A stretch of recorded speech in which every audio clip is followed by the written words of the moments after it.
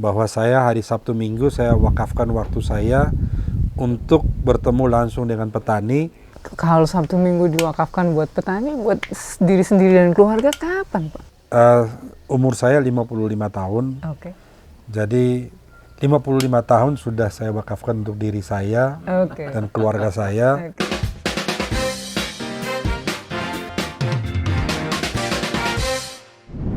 Oke, kita ketemu lagi sahabat Ngobsdul. Kali ini kita ngobrolnya di Saung bersama Dirut PT Agrinas Pangan Nusantara. Ini jarang-jarang kita dapat waktu. Santai kan, Pak?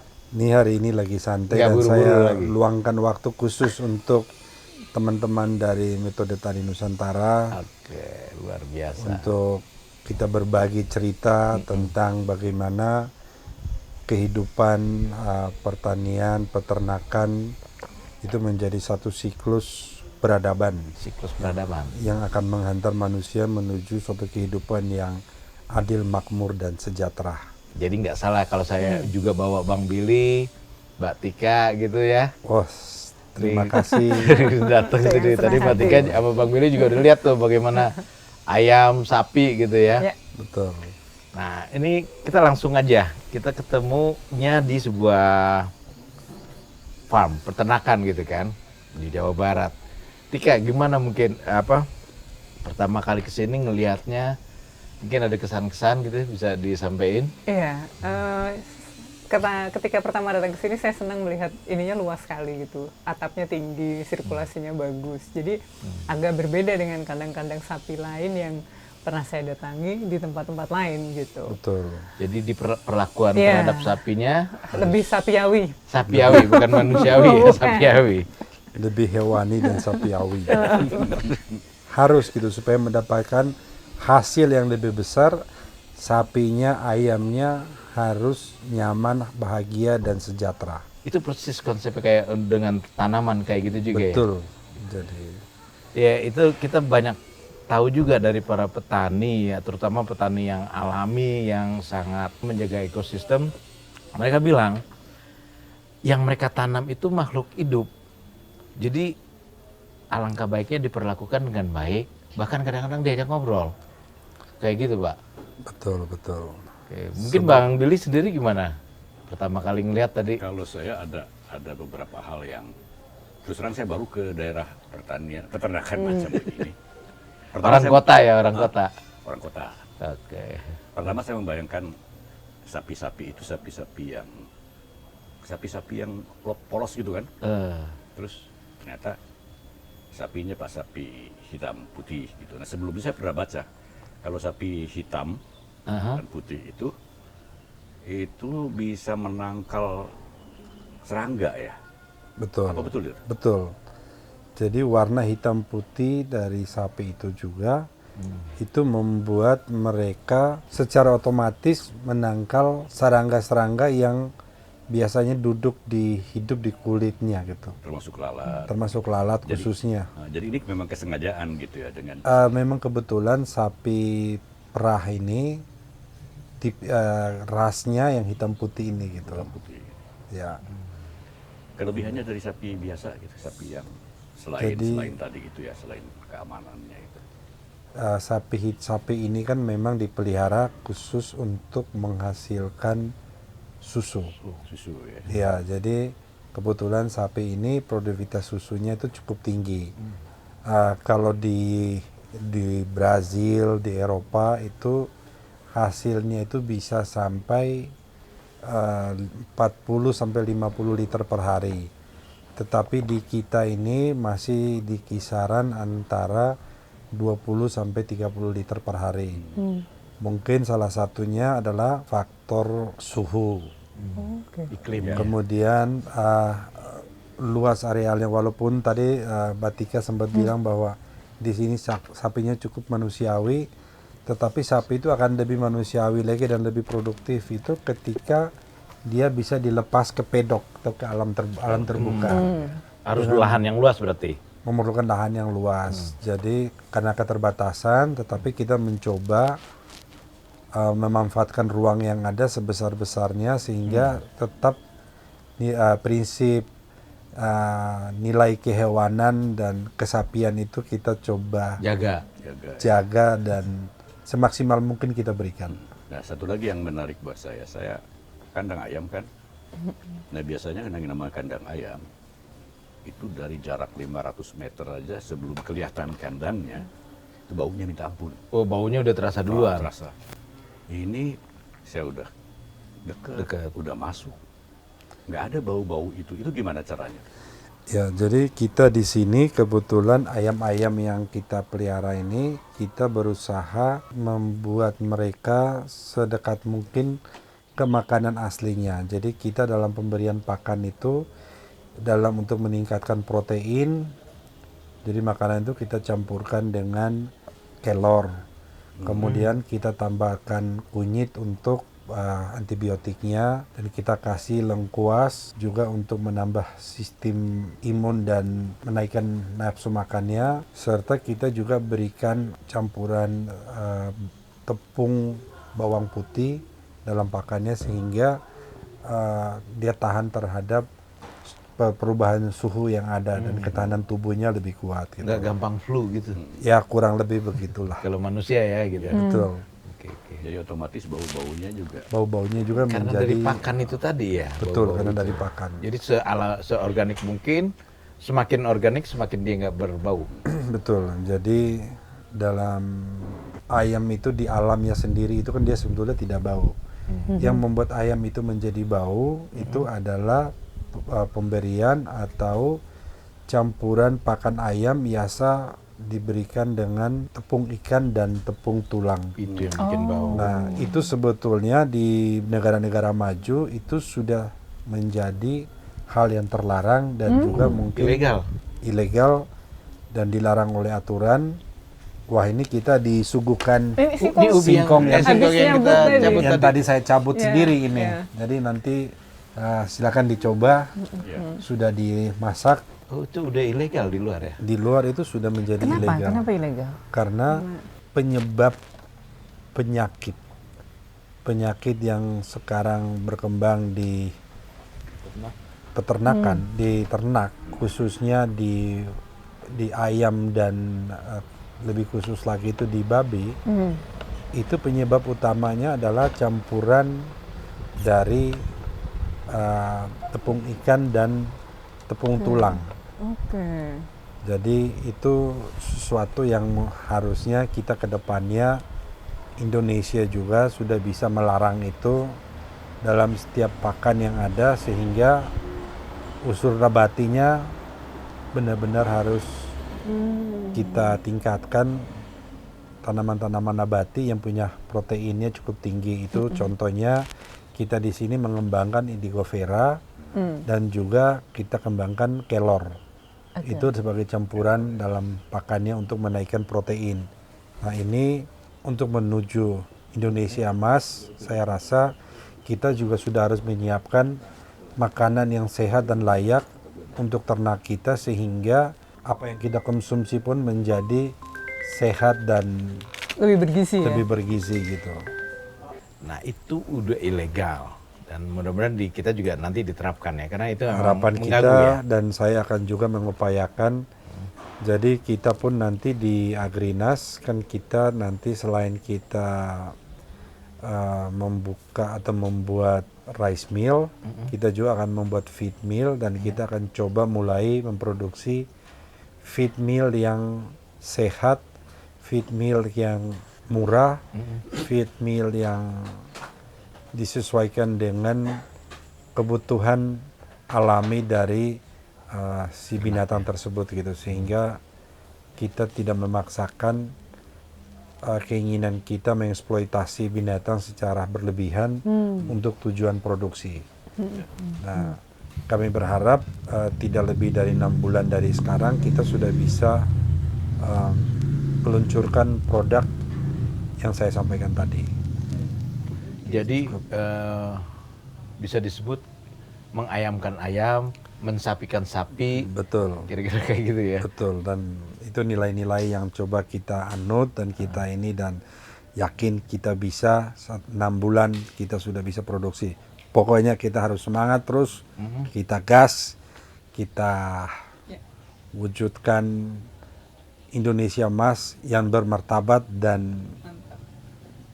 benar-benar Berdaulat gitu ya. berdaulat Ya. kita. Bedanya akan menghasilkan pakan yang apa, bahan-bahannya apa, bedanya apa dengan pakan yang sekarang? Contohnya kalau ayam itu dia makannya adalah granula. Nah, selain granula itu mungkin akan kita hancurkan, tetapi tetap supaya serapannya lebih tinggi, tetapi dia perlu batu dalam sistem pencernaan. Kemudian dia perlu protein yang nabati. Itu dengan kita berikan kelor maupun indigo vera. Kemudian untuk mengganti antibiotiknya kita bisa berikan campuran kunyit dan jahe serta lengkuas dan bawang putih dalam campurannya, sehingga ternak itu nanti pun tidak bau, makannya pun sehat. Berharap ayamnya juga umurnya lebih panjang dan lebih sehat, sehingga kita yang menikmatinya pun bisa lebih sehat dan lebih layak. Legisinya optimal jadi. ya, Optimal, dari betul, telurnya gitu ya. betul. Selain telurnya, dagingnya pun Dagingnya juga. menjadi lebih hewani. Nah, sekalian nih Bang, mumpung kita ngobrolnya sama Dirut Agrinas, kita tanya deh, gimana sih sekarang situasi pertanian secara umum ya di Indonesia itu? Terus kemudian bagaimana pemerintah sekarang melihatnya dan apa yang harus dilakukan pemerintah? Saya ketika diberikan tugas untuk bertanggung jawab di bidang Agrinas Pangan khususnya, saya memang selama ini bergerak dan cukup passion di bidang pertanian maupun peternakan, sehingga tidak begitu asing dan bukan barang baru buat saya ya. Mungkin seperti teman-teman sudah tahu, tetapi saya coba mendalami lebih dalam dengan melakukan observasi, memerlukan studi banding ke beberapa negara. Memang sistem pertanian di kita ini sangat memprihatinkan.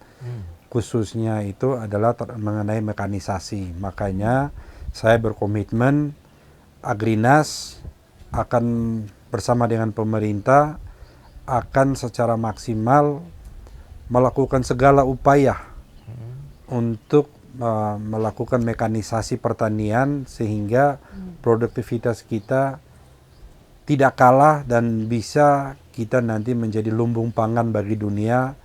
Dan sesuai dengan amanah konstitusi juga bahwa kita harus terlibat aktif dalam perdamaian dunia dengan membantu setiap bencana maupun suatu keadaan di mana negara-negara lain ketika kekurangan pangan, kita harus bisa hadir.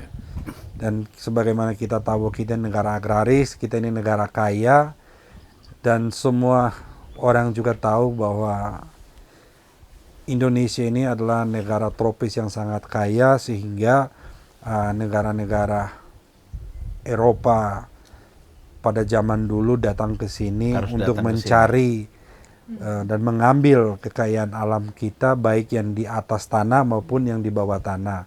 Nah, sekarang saya melihat bahwa bersama dengan komitmen Bapak Presiden kita, Pak Prabowo Subianto, yang begitu luar biasa antusiasmenya dalam mendukung pertanian ini adalah momentum.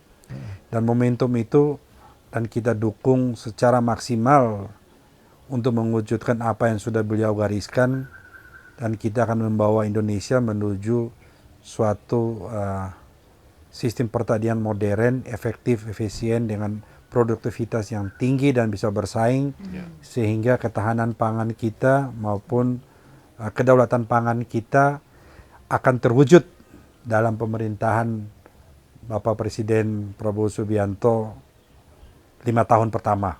Saya yakin. Jadi emang cukup realistis itu dengan merubah itu bahwa harus ada mekanisasi gitu ya, dari topografi lahan, bentukan lahan di kita gitu, memungkinkan. Mungkin di breakdown ya, step by step, apa dulu, lalu apa begitu. Jadi kita untuk langkah pertama, dan ini adalah langkah quick win-nya Agrinas, itu adalah kita akan melakukan intensifikasi. Intensifikasi itu adalah kita akan memberikan pendampingan kepada petani dalam bentuk mekanisasi dari awal proses olah tanah sampai panen, dan kami pun juga akan menjadi off-taker-nya 50%, 20% kami serahkan kepada pasar, sehingga harapan kita produktivitas masyarakat dan antusiasme masyarakat untuk kembali bertani itu akan meningkat dan terus bertambah, karena petani itu akan kita buat menjadi sejahtera dan makmur. Dan saya yakin komitmen Pak Prabowo, Presiden kita, tidak perlu diragukan lagi, tidak perlu dipertanyakan lagi, dan beliau hanya satu dalam ini beliau, bahwa ketika saya diberikan mandat harus mewujudkan kesejahteraan dan keadilan bagi petani kita. Dan ini sesuatu yang membuat saya sangat antusias, saya sangat bergairah, semangat, membuat saya kalau bisa setiap saat, setiap waktu saya curahkan untuk bagaimana berpikir dan mewujudkan apa yang sudah beliau gariskan itu. Oke. Kemarin tuh saya baca di sosial media rame banget, ada baru lulus sarjana pertanian tapi dia nggak mau jadi petani, dan banyak katanya pada umumnya tuh Gen Z itu malas jadi petani karena satu, tidak adanya kepastian harga ketika panen, nggak ada kepastian siapa yang beli, atau kadang-kadang panen raya bareng lalu harganya anjlok, atau kadang-kadang pas panen kok tiba-tiba ada produk impor sejenis yang masuk gitu. Betul. Ada ketidakpastian, lalu ada tingginya biaya produksi sejak mulai dari bibitnya, ongkos tanamnya, pestisida, dan ketika panen tenaga kerjanya juga jadi mahal nih, buruh taninya gitu. Betul. Dan mahal belum tentu ada orangnya, yang muda-muda pada lebih prefer jadi buruh atau kerja di industri gitu. Saya memang ini fakta dan kenyataan yang sekarang ada, dan itu adalah peluang. Itu adalah peluang bagi Agrinas, dan kita sangat antusias bagaimana dalam melakukan ekstensifikasi nantinya itu kita akan melibatkan teknologi-teknologi canggih yang dalam untuk menjalankan traktornya itu kita perlu teman-teman atau adik-adik kita yang lulusan dari Fakultas Pertanian yang mengerti tentang teknologi atau dari yang IT, karena untuk menjalankan traktor itu sekarang itu komputerisasi. Jadi saya paham bahwa pertanian kita sekarang yang sangat primitif, masih sangat tertinggal, itulah tantangan kita. Makanya sekarang ini kita mau benar-benar ini peluang bagi kita ini, dan Agrinas ini adalah suatu kesempatan kita bisa dipercaya, dan kita akan mencoba merubah ini, mentransformasi bangsa menuju suatu pertanian modern. Dan satu lagi tadi terkait harga, saya sangat setuju bahwa harga kita sekarang ini tidak kompetitif dengan produsen atau negara tetangga kita. Tetapi saya yakin dan sangat yakin bahwa dengan Agrinas nanti akan hadir, kita akan menekan nilai input pertanian, sehingga produk pertanian kita akan bisa menjadi murah, produktivitasnya akan tinggi, dan kita akan bersaing dan kita akan berdaulat. Kita akan tunjukkan bahwa kita bisa. Dan saya yakin bahwa teman-teman anak-anak muda nanti semua akan berbondong-bondong untuk mau menjadi petani lagi. Nah, untuk mengajak mereka mungkin perlu contoh dulu atau Betul. Sebelum kita melakukan ekstensifikasi, Agrinas akan terlibat dalam food estate di Papua. Tetapi itu kan jangka panjang. Untuk jangka pendeknya kita akan memulai dengan tidak demplot ya, karena ini luasnya 5.000 hektar. Dan saya berharap 5.000 hektar ini bisa kita mulai dan insya Allah bisa panen di bulan September atau Oktober ini. di mana? Padi itu? Rencananya padi di daerah Batu Raja. Sumatera Selatan, betul. Berarti ngajak anak-anak muda juga dong ya? Betul, karena kita nanti ada soft skill sama hard skill. Nah, selama ini permasalahan juga adalah bahwa petani itu sendiri menanggung semua operasional dan kegiatan pertanian. Tetapi kami nanti akan membangun hub atau pool alat pertanian, yang di situ kita akan perlu banyak tenaga kerja kita akan perlu banyak ahli mesin, kita akan perlu banyak ahli IT, kita perlu, dan semua alat-alat ini akan dijalankan menggunakan teknologi terkini, termasuk bisa kita kendalikan lewat handphone, lewat iPad, lewat ini, sehingga nanti transformasi ini menuju Indonesia Emas ini dimulai dari hari ini ke depan setelah ini gitu. Dan itu pasti melibatkan banyak anak muda ya untuk urusan Betul itu teknologi sekali. banyak juga gitu ya. Karena ini adalah ranah mereka, dan mereka saya yakin bahwa sangat kompeten, tetapi karena selama ini tidak ada ruang bagi mereka, karena pertanian kita sekarang sangat konvensional, menggunakan alat-alat yang sangat sederhana. Nanti kita akan melakukan transformasi secara revolusioner, bukan lagi bertahap. Dan untuk tahap pertama sudah kami laporkan kepada Bapak Presiden bahwa Agrinas akan mengadakan 5.000 traktor dan di bawah hub atau di bawah pool yang dikendalikan Agrinas untuk membantu memodernisasi dan mengoptimalkan produktivitas petani. Itu adalah quick win yang akan kita lakukan. Itu kerjasama dengan itu nanti, Kopdes Merah Putih. Betul, nanti dalam kegiatan nanti kita akan berdampingan dengan Koperasi Merah Putih dan dengan kelompok tani. Sehingga nanti kelompok tani yang ada ini kita berikan pendampingan mekanisasi, kemudian kita minta koperasi juga untuk menyediakan pupuk, menyediakan biaya, sehingga kebutuhan petani selama dia menjalankan proses pertanian ini akan terlengkapi dan tercukupi, sehingga dia tidak perlu lagi terjerat pada sistem yang selama ini sudah berjalan, yaitu dia tergantung kepada tengkulak atau orang datang ijon. Jadi kita akan potong semua middleman yang ada selama ini, yang tadinya dia mata rantainya 12, kita akan bikin menjadi hanya 3, yaitu Agrinas, koperasi, dan petani. Jadi saya rasa itu memang saya sangat antusias, saya berharap antusiasme ini bisa saya tularkan dalam konsep, dalam ini kegiatan bersama dengan teman-teman yang mendukung saya di Agrinas. Ada kendala nggak untuk melakukan itu? Mengingatkan ini middleman ini sudah terstruktur, tersistematis, Udah ajak gitu, udah puluhan puluhan tahun gitu kan, sudah jadi mafia sih ya. Nah itu bagaimana tuh? Saya tidak melihat itu menjadi satu kendala atau satu ini, karena negara hadir untuk memberikan perlindungan langsung kepada petani.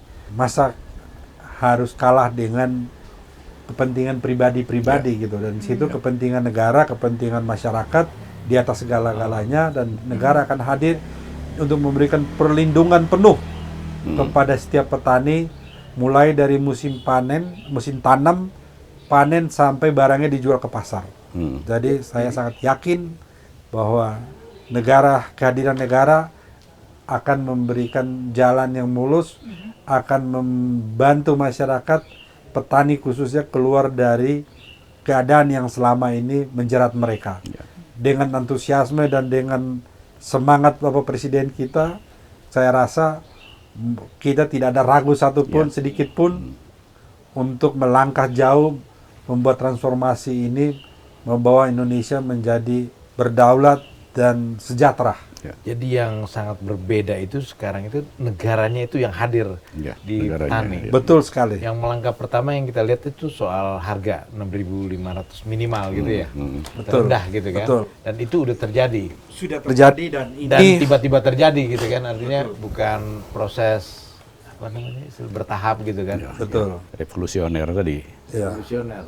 Nah, tapi ini menjadi satu PR tersendiri, bahwa dengan seperti itu kebijakan Menteri Pertanian itu untuk menyelamatkan petani, dan itu sangat kita mengapresiasi. Tetapi untuk ke depan, dengan kita melakukan intervensi, kita memberikan bantuan baik dari mekanisasi maupun dengan bekerja sama dengan koperasi dalam mendampingin petani, nanti kita bisa menekan HPP kita, harga pokok produksi kita, serendah-rendahnya sehingga kita bisa kompetitif dengan negara-negara di sekitar kita maupun dengan dunia. Nah, di situ baru kita bicara tentang kedaulatan negara. Dan kedaulatan pangan itu adalah kebijakan negara untuk menentukan arah bagaimana sistem pertanian dan harga harus kita kendalikan dan bisa bersaing dan kompetitif sehingga kita menjadi leading di dalam pertanian dunia. Sehingga itu ya, mekanisasi itu juga menjadi salah satu bentuk untuk menurunkan biaya produksi pertanian itu. Betul sekali. Karena dengan mekanisasi itu produktivitas setiap orang itu bisa menjadi 3-4 kali lipat daripada kemampuan individu per orang gitu. Iya. Jadi kita akan mengolah menggunakan mekanisasi, kemudian untuk penyemprotan kita bisa gunakan drone. Jadi teman-teman anak-anak muda tuh bisa terlibat aktif dan nanti juga bisa menjadi ruang yang besar untuk penelitian bagaimana mengevaluasi kita dalam proses transformasi ini sehingga ruang untuk kalangan semua orang yang ingin terlibat sangat terbuka dan sangat besar dan sangat banyak bagi siapa saja. Ya. Jadi saya membayangkannya gini kali Pak ya, koreksi ya kalau salah. Jadi untuk tahap pertama itu peralatan itu alsintan itu atau mekanisasi itu disediakan dulu oleh negara. Disediakan oleh negara dan dikelola oleh Agrinas. Sehingga petani itu tidak dibebankan lagi untuk maintenance, untuk proses pembelian bensin solar yang begitu rumit bagi mereka selama ini. Jadi semua langkah-langkah yang menghambat produktivitas maupun menghambat terwujudnya kesejahteraan petani itu kita akan hadir dan langsung menghapus itu. Ya. Dan mengenai traktor itu tadi ya, kan sebetulnya sudah ada ya, sudah diberikan. Betul. Petani gitu. Tapi di luar tuh sebetulnya di medsos tuh masih banyak yang teriak-teriak. Kalau mau sejahterakan petani, bagi-bagi dong tuh traktor ke mereka, gitu kan. Ya. Nah ini mungkin perlu dijelaskan bagaimana distribusinya. Terus misalnya satu desa satu traktor atau bagaimana gitu. Ini memang betul. Ini suatu tantangan, menjadi suatu yang sangat menarik buat saya. Setelah kita lihat langsung kondisi real di lapangan, ternyata ketika khususnya ini bukannya kita mau menyalahkan beberapa pihak atau ini, tetapi ketika pesta demokrasi atau pada saat pemilu, ada beberapa teman-teman yang melakukan umpamanya pembagian alsintan. Selama ini alsintan yang diberikan itu bukan menjadi berkah tapi menjadi musibah. Waduh. Karena alsintan itu akan menjadi satu beban tersendiri bagi petani yang dia tidak siap dengan pendapatannya dan kemampuannya untuk mentransformasi diri karena kekuatan finansial, sehingga alsintan yang diberikan kepada mereka itu justru menjadi beban, dan ketika alat itu rusak akhirnya akan menjadi mangkrak begitu saja. Dan itu bukan rahasia lagi di kalangan petani, mereka berebutan mengejar atau mencari bantuan alsintan, habis itu sering diperjualbelikan kembali dan tidak digunakan secara maksimal karena mereka tidak punya kemampuan finansial maupun pemahaman tentang bagaimana penggunaan alat itu secara maksimal. Nah, makanya Agrinas hadir membuat hub dan atau pool yang dimana nanti kita yang akan mengelola, petani hanya mendapatkan manfaatnya. Ya, jadi kasus alsintan tadi nggak akan terjadi lagi. Sudah tidak akan terjadi lagi karena kita akan hadir langsung dari hulu sampai hilir, mulai dari penyediaan alatnya, pembelian bensinnya atau solarnya, pengiriman ke lahan petani untuk mulai kegiatan, sampai pengambilan kembali. Itu semua dikendalikan oleh Agrinas melalui pool-pool alat pertanian yang akan kita alokasikan di sentra-sentra pertanian, khususnya di Jawa yang sekarang ini sangat dibutuhkan, maupun di Sulawesi, mau di NTB, Sumatera, dan Kalimantan gitu. Jadi beneran revolusi kebijakan Iya. ya. Ini suatu revolusi kebijakan yang luar biasa dan membuat bangsa Indonesia akan menjadi sangat kompetitif, sangat produktif, dan terjamin ketahanan pangan ya. Iya. Anggarannya itu ada ya untuk mendampingi petani sedemikian rupa itu? Kami ini Persero, jadi kami tidak tergantung kepada anggaran, tetapi apabila negara memberikan bantuan, memberikan anggaran, itu kami sangat berterima kasih. Tetapi kami sudah melakukan perhitungan, kami sudah melakukan analisa, feasibility studies, dan walaupun kita menggunakan pinjaman bank, kita yakin kita bisa. Karena kita dari hulu sampai hilir, dan kita juga akan membangun rice mill unit, Iya. kita akan membangun feed mill unit, yang mana nanti kita akan memproduksi beras premium, beras medium, hasilnya itu menir dan dedak akan kita gunakan sebagai campuran untuk pakan, sehingga kita bisa menjual dengan harga cukup rendah, tetapi kandungan dan protein yang cukup, sehingga kita bisa menekan kos peternakan maupun kos pertanian, tetapi kita tetap untung karena kami sebagai Persero, orientasi atau prinsip daripada sebuah perseroan adalah bahwa kita harus mencari keuntungan. Tapi Jadi, mungkin berbeda dengan perseroan lainnya gitu. karena kita ini Persero atau BUMN, jadi kita memang mengutamakan kegiatan-kegiatan yang terkait langsung dengan masyarakat, dan kita tidak akan mengambil keuntungan Iya. yang sebesar-besarnya dari masyarakat yang kita dampingin, tetapi kita harus memberikan nilai ekonomis yang tinggi kepada mereka maupun kepada perseroan sendiri. Jadi keuntungan itu justru diputar lagi ke masyarakat gitu. Siap. Situ. Karena keuntungan daripada perseroan nanti pun akan disetorkan kembali menjadi pendapatan negara. Iya. Jadi kami berharap Agrinas dalam waktu 5 tahun sudah bisa memberikan kontribusi nyata dalam APBN Indonesia nanti. Nah ini kan 5.000 traktor lalu akan bikin pool, itu sebuah rencana yang skalanya nasional dan besar. Kalau di breakdown akan mulai dari mana dan kapan gitu supaya siapapun yang mendengar ini punya gambaran yang lebih konkret, itu gimana? Jadi kesiapan kami dari tim Agrinas sebetulnya kami sudah sangat siap. Kami sudah melakukan beberapa kunjungan ke beberapa negara. Jadi kami sempat ke Belgia melihat langsung di sana produk satu, tidak perlu saya sebut namanya, satu Alat untuk alat pertanian atau traktor di sana. Kemudian kami sempat ke Jerman, kami juga melihat ke Italia, dan kebetulan minggu kemarin juga saya berkunjung ke India gitu, melihat sistem pertanian di sana maupun mekanisasi di sana. Dan saya dalam waktu dekat ini akan berkunjung ke Taiwan maupun ke Cina gitu. Iya. Jadi kita akan belajar dari mana saja supaya amanah yang diberikan kepada kami di Agriras ini bisa segera terwujud. Jadi kita akan belajar sampai ke negeri Cina katanya. Iya, sampai ke negeri Akan Cina. kita kemanapun kita akan belajar. Karena mereka memang udah lebih maju tuh. Betul, ada beberapa negara memang mereka lebih maju, dan kita tidak malu dan kita tidak ada kepentingan pribadi selain bagaimana kita bisa terlibat aktif mendampingin petani untuk meningkatkan pendapatan dan membuat produktivitas lebih tinggi. Kita akan malu kalau kita tidak mampu melakukan itu. Tapi untuk belajar kita tidak malu. Sekarang ini yang memang paling tinggi produktivitasnya adalah di Jawa.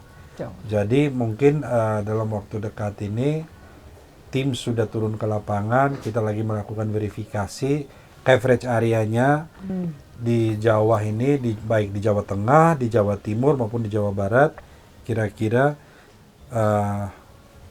di mana saja titiknya. Tapi yang pasti 5.000 ini untuk sementara kita fokuskan di Jawa. Iya.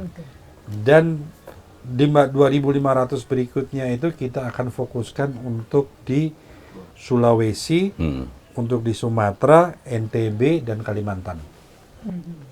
Jadi di luar daripada food estate yang akan kita fokuskan di Merauke maupun food estate di Kalimantan maupun yang di Sumatera.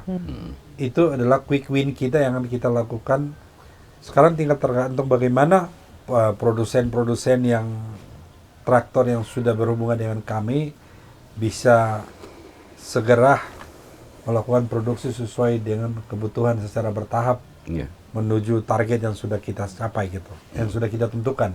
Nah ini mungkin sangat teknis ya. Berapa jenis sih traktor itu gitu kan? Kalau masyarakat bilang traktor, padahal Betul. kan ada combine harvester Harvester. yang untuk panen. Betul. Terus ada traktor lagi yang bajak gitu Betul. kan.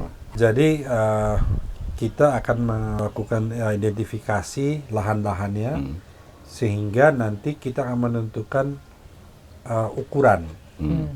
Saya terus terang aja sempat ngomong dengan beberapa produsen dan agak tersinggung saya dan sebetulnya marah dan tapi malu juga gitu. Kenapa?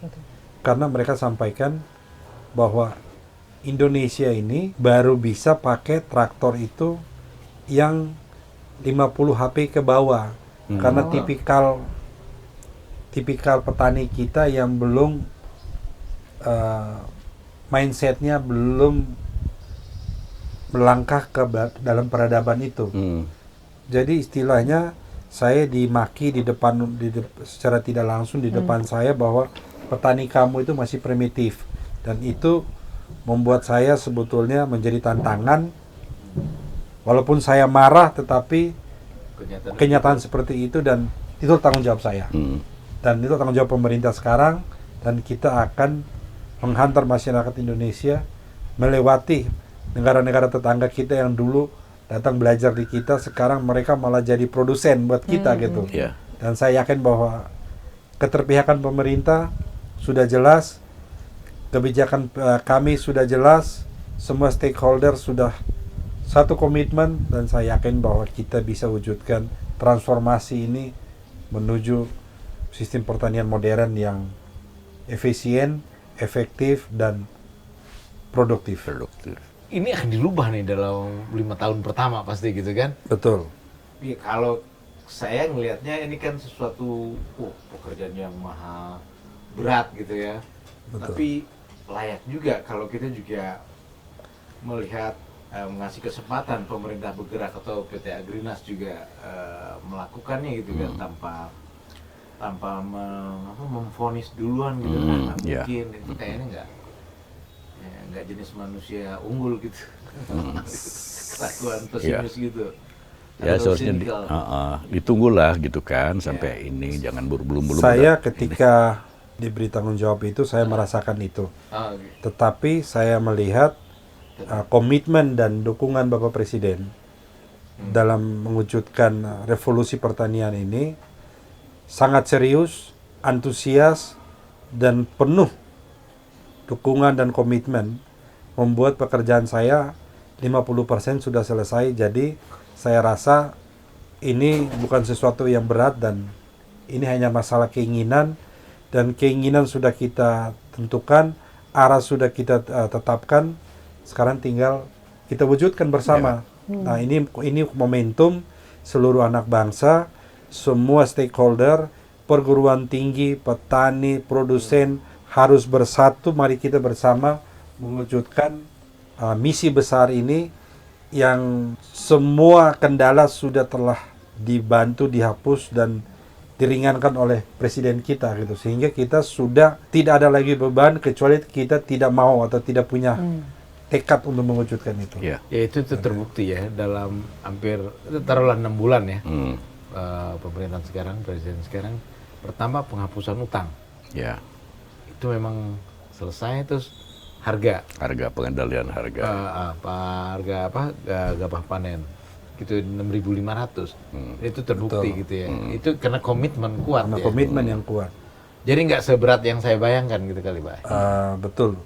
Jadi suatu kebijakan apabila dilakukan secara serius, penuh tanggung jawab, secara terukur dan semua pihak mau bersatu, semua pihak mau terlibat aktif, semua pihak kita beri ruang yang sama untuk berkompetisi, untuk terlibat, otomatis kompetitif ini akan menjadi suatu kompetisi bagi semua orang untuk mewujudkan ini. Jadi bukan hanya kami sendiri, tapi dengan kami pun selalu terbuka untuk siapa saja untuk datang menemui kami, Ya. sehingga itu juga memberikan ruang yang lebih besar kepada siapa saja untuk berkompetisi. Saya memberikan ruang kepada semua alat pertanian, silakan kalian taruh di atas meja, berikanlah nilai value kalian terhadap uang yang akan kami keluarkan dan manfaat untuk petani kita dan untuk bangsa gitu. Jadi saya tidak melihat itu merek apa, itu dari negara mana, siapa yang menawarkan. Yang saya lihat bagaimana value-nya, nilainya kepada tujuan kita mewujudkan swasembada pangan dan meningkatkan produktivitas petani kita. Itu saja, sehingga kesejahteraan dan kedaulatan pangan kita benar-benar bisa kita wujudkan dalam waktu sesingkat-singkatnya. Oke Pak, kalau boleh tahu nih Pak ya, tadi dari komitmen dari Presiden seperti itu, pemerintah ya, terus dari Agrinas seperti itu. Nah, Pak Jo ini kan dari Februari kemarin ya. Betul. Berapa bulan ini mungkin punya analisa atau apa gitu, bagaimana dengan petaninya sendiri Pak? Saya sudah seperti teman-teman mungkin juga ada yang tahu bahwa saya hari Sabtu Minggu saya wakafkan waktu saya untuk bertemu langsung dengan petani. Tidak melalui protokol atau pihak-pihak penghubung atau apapun juga, dan saya langsung ketemu dengan petani, saya bicara langsung dengan petani, dan saya melihat antusiasme mereka yang luar biasa dan mereka mengharapkan itu, dan kita hadir pada momen yang tepat. Dan saya berusaha bahwa apa yang sudah saya sampaikan, apa yang sudah saya lihat, ini tidak hanya omon-omon, tetapi ini akan kita wujudkan secepat-cepatnya. Dan saya terus terang aja, setiap saat, setiap waktu, setiap kesempatan, saya hanya berpikir kapan saya bisa segera wujudkan ini. Kalau Sabtu Minggu diwakafkan buat petani, buat diri sendiri dan keluarga, kapan Pak? Umur saya 55 tahun. Oke. Jadi 55 tahun sudah saya wakafkan untuk diri saya dan keluarga saya. Okay. Sekarang saya minta kepada istri saya bahwa waktu saya diberikan mandat, saya sampaikan ke istri saya bahwa ini tanggung jawab cukup berat, akan menyita banyak waktu, tapi kalau memang kita sudah sepakat saya mengambil tanggung jawab ini, berarti kita akan 100% harus berjuang untuk petani dan mewujudkan apa yang sudah dicanangkan demi tercapainya kesejahteraan dan kemakmuran bagi bangsa dan kedaulatan pangan kita. Ya. Nah, selama 55 tahun ini kan pasti sudah membaca banyak buku nih, sedikit out of topic, tapi saya penasaran, buku-buku favorit Pak Jo apa sih? Terus terang aja, saya waktu muda saya sangat suka baca buku-buku filsafat. Oke. Sehingga saya selalu berpikir out of the box. Dan saya dengan latar belakang pendidikan saya pun sangat jauh dari apa yang saya buat. Tetapi saya percaya bahwa apapun yang kita lakukan dengan fokus, tekun, kita mengulang setiap hari dan setiap hari harus lebih baik, dan itu akan menjadi satu karya, dan karya itu kita serahkan kepada masyarakat, serahkan kepada pemerintah, serahkan kepada atasan kami untuk menilai apa yang kami lakukan ini apakah sudah sesuai dengan target atau harapan dari apa yang ditentukan, dan itu adalah bentuk dari pengabdian kami secara maksimal. Dan kami silakan siapa saja boleh mengkritik, siapa saja boleh berdiskusi, siapa saja boleh berikan masukan. Ya. Itu bacaan ketika muda, Ya. filsafat. Ketika setengah agak lebih dari muda gitu, setengah-tengah tua apaan? Sebetulnya ada beberapa buku yang sebetulnya sangat mempengaruhi hidup saya, itu adalah Stoicism. Kemudian dalam membaca filsafat itu kan kita harus membaca Plato, Socrates, Aristoteles. Itu adalah buku-buku yang ini, dan tapi buku-buku praktikal yang menurut saya sangat applicable dengan kondisi sekarang itu adalah salah satunya adalah Seven Habits of Highly Effective People dari Stephen Covey. Itu sangat bagus, saya sangat rekomendasi kepada teman-teman yang masih muda supaya dalam berkegiatan itu kita punya satu pedoman. Dan selain itu yang harus kita ini juga bahwa dalam menjalankan setiap kegiatan kita beribadah dan sesuai dengan setiap ayat yang kita baca itu punya nilai bagi kehidupan kita setiap hari dalam melangkah mewujudkan setiap kegiatan kita setiap harinya. Kalau dari background pendidikan sama sekali jauh dari pertanian kan. Betul. Nah, bagaimana bisa switch ke pertanian dan menguasai banget gitu? Udah profesor pertanian kalah malah kan. Tidak, sebetulnya itu hanya karena kami passion ya. Jadi saya latar belakang pendidikannya di hukum, tetapi selama 25 tahun saya aktif di dalam kegiatan konstruksi maupun pertanian. Sehingga, dan saya latar belakang adalah keluarga dari keluarga petani ya. Dan saya hidup besar di kebun dan sudah terbiasa melakukan semua aktivitas pertanian, sehingga bagi saya pertanian itu adalah napas dan hidup saya. Jadi tidak ada hal yang khusus, tetapi lebih kepada passion. Makanya kami pun mungkin teman-teman nanti bisa lihat, kita juga melakukan satu metode pertanian yang namanya metode Tani Nusantara. Tolong bisa dilihat di YouTube, kanal YouTube kami. Itu sangat challenging, sangat edukatif, sangat inovatif dan alami. Yeah. Dan itu mungkin bisa teman-teman yang pemirsa yang nanti melihat YouTube ini bisa. Itu emang metode yang sekali dayung 2-3 pulau terlampaui. Ya. Mungkin 4 atau 5 pulau terlampaui. Betul Mungkin ya sekali. banyak kan. Tetapi Nggak cuma karena 3. saya sekarang ini sebagai Dirut Agrinas, saya tidak akan membicarakan metode ini secara spesifik, karena saya adalah bapak semua metode. Jadi sekarang mari semua metode yang ada kita gunakan, kita praktekkan, kita wujudkan cita-cita bangsa kita, mewujudkan petani berdaulat, bangsa berdaulat. Jadi kesejahteraan dan kemakmuran akan menjadi cita-cita semua warga negara Indonesia. Petani sejahtera, negara berdaulat. Negara berdaulat. Oke, kita cukupin dulu ya obrolannya kali ini. Nanti kita juga rencananya akan ngikutin Pak Jo. Beliau sebagai Dirut Agrinas, kemana-mana kita coba ikutin bagaimana kiprah beliau merubah ini lebih besarnya itu mindset ya. Betul. Bahwa petani kita itu bisa kok semuanya, kita harus rubah dengan sebuah revolusi pemikiran, saya rasa gitu ya. Betul. Revolusi niat, revolusi kebijakan pemerintah gitu kan, sehingga membuat petani sejahtera, negara berdaulat. Apapun caranya, salah satunya soal pendekatan mekanisasi. Betul. Atau pendekatan yang tadi ada di metode Tani Nusantara. Kira-kira gitu, dan mungkin banyak lagi gitu kan. Dan bibit-bibit yang akan kita cari, bibit-bibit unggul, bibit-bibit hibrid yang bisa kita manfaatkan untuk menaikkan produktivitas kita. Oke. Sehingga teman-teman dari peneliti, dari kampus semua kita minta, ayo mari kita bersama wujudkan ini secara bersama tanpa ada batas ruang dan waktu bagi kita. Harus bersama-sama ya? Harus bersama-sama. Iya, benar. Saatnya bangsa Indonesia bersatu, kita wujudkan cita-cita kemerdekaan kita. Oke. Kira-kira gitu ya, kawan Ngosdol. Lain kali, entah di mana kita ketemu lagi. Terima kasih.